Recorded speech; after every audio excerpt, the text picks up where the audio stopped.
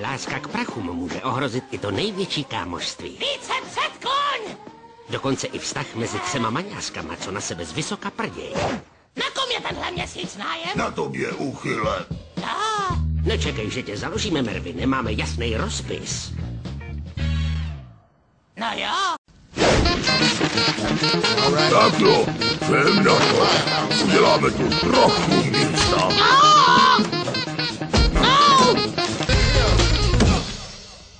Jo, tady je to hezký. Někteří lidé mi tvrdí, že kondom snižuje citlivost při sexu. Dnes bych to před vámi rád vyzkoušel s pomocí svých asistentů. Cítil jsi tohle? Na tohle? Tak co, jsi citlivej? Cítíš tohle? Pánové, tohle není zrovna vědecký způsob, jak testovat citlivost kondomu. Afnul. A když už jsme u kuřby, Mervine, kde mám snídani? Už se nese, Ede. Voilà. Co je to za blítí ptáku? Palačinka, Eddie. Ty máš nejradši. Ty jsi chtěl teplou? Já ti dám teplou, debile! Já ti ukážu, kdo je tu teplej! Ty! Nazdárek, já jsem Mervin a dneska si ukážem, jak uvařit hovno.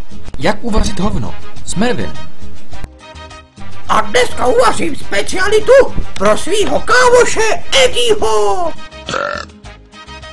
Předkrm. Vždycky začínejte svoje jídlo s předkrmem. Jsem si jistý, že ti to bude chutnat, Eddie. Co to kurva je? Ale mrkvička s česnekovou zálivkou. Sračky! To je můj kámoš Eddie. Vždycky se chce podělit. První chod. Miluji polívky a tak jsem Eddiemu udělal svůj oblíbený vývar. Doufám, že to nebude nějaký fujtajbl. Ale je to Janka. Ochutnej, Eddie. Vypadá to jak chcanky. Chutná to jak chcanky. To mám z téhle supermoderní kuchařky. Kurva, teď to jsou chcanky. Občas chce host přeskočit přímo k hlavnímu jídlu. Hlavní chod. Hlavní chod pro Eddieho je chutnej hot dog. Doufám, že to je k žradu, ty oble. Je moc šťávnatý, Eddie. Nedaj si se, ty kuchaře, přihřátej. Těší se na dezert.